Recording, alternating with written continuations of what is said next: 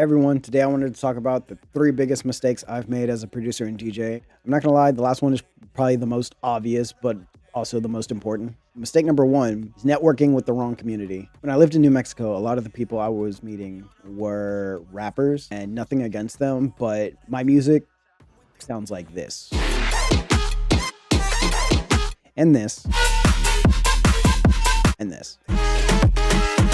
With that being said, clearly I'm not trying to be making hip hop style beats for people to rap over. I have zero interest in doing that. But because that's who I was around and I was like, oh, I'm making music. This is my opportunity to be around people so I can make more music. That's just going to put me deeper in the scene that I don't want to be in. Prime example, a job I used to have detailing cars. When I first heard about the job, I was told, oh, you get to drive cars and wash them. When I started, we did that. However, over time, I was the only person who would wash the tires and never complain. Most people were like, oh, I don't want to crouch, been down all day, my knees hurt. And mine did too, but I eventually got used to it. It slowly went from me driving and washing cars to just washing tires the entire shift.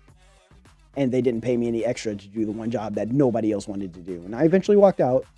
So don't get too deep in a community or scene that isn't what you want to be in. On the flip side of this, if you've never heard of Group Chat, Gestures Label, I interned for them for several years, and then I got to play music I like and produce at Academy twice because I was more involved in the community that I wanted to be in. Don't take every opportunity, but focus on the ones that align with your goals. Number two, ego. Get rid of it. It's not helping you. It's not helping anybody. When I first left home and I was making music, the whole thing was I produced all the sounds myself, other than the drums. At the time, I was working at a call center, and my coworkers who supported me would listen to my music, and they'd be like, oh, this is cool, man. I'd be like, yeah, I made all the sounds myself. And they're like, that's cool.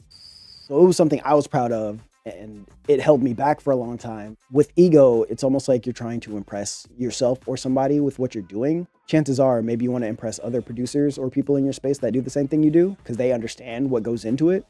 But keep in mind, the people who are going to be streaming your music the most, buying your merch, buying tickets to come see you, hitting you up, asking when your next release is, most of those people aren't making music. Don't let your ego get in the way. Like, oh, I did all this stuff. The people listening to your music don't know what it takes to be good at that, nor do they care.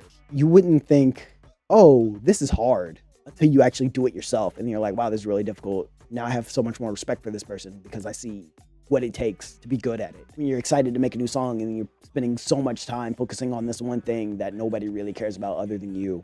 The people who would care aren't the people who are going to be supporting you that much. For example, I had my first headline show back in June, July, and I invited like 50 people. Most of these people are other producers and DJs, right? The people who showed up were my roommates and people I work with on about a daily basis. Those people, the producers and all that, DJs, they didn't show up. Why? They had their own gigs. They have their own things that they're working towards. And there's nothing wrong with that. But I'm just saying, get your ego out of the way. Stop, oh, I'm so good at this and I do this. The people who listen to your music don't know what it takes to be good at it. They don't care. They just know it sounds good and they want to hear it again, make some more stuff. So do that. Don't worry about all the other stuff. Leave your ego at the door. Just get rid of it. Give it the boot. The third thing is not putting yourself out there. Like I said, this is probably the most obvious one. You probably hear your friends or anybody who supports you like, oh, you just got to put yourself out there, be yourself, do the thing.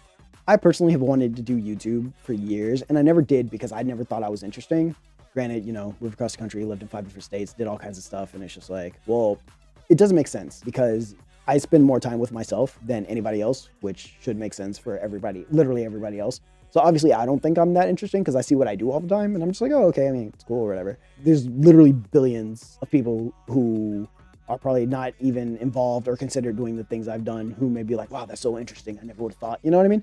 So don't let your thoughts on yourself stop you from doing things. Not only that, but this one is a big one because a lot of the opportunities that I've gotten recently were just because I've been interviewed and somebody was like, oh yeah, I found your music on TikTok. And I thought it was super dope. So I wanted to reach out. If I never would have posted it on TikTok, nobody would have found out about it. So definitely put yourself out there. Yeah, putting your music on SoundCloud and Spotify, that's cool, but people can't see you. They don't see how you interact, how you operate, you know, people are more likely to hit you up. So yeah, so those are the three biggest mistakes I've made as a music producer and DJ. If I could do it over, I would do everything I just said.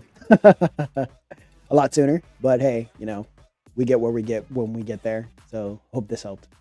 Take care.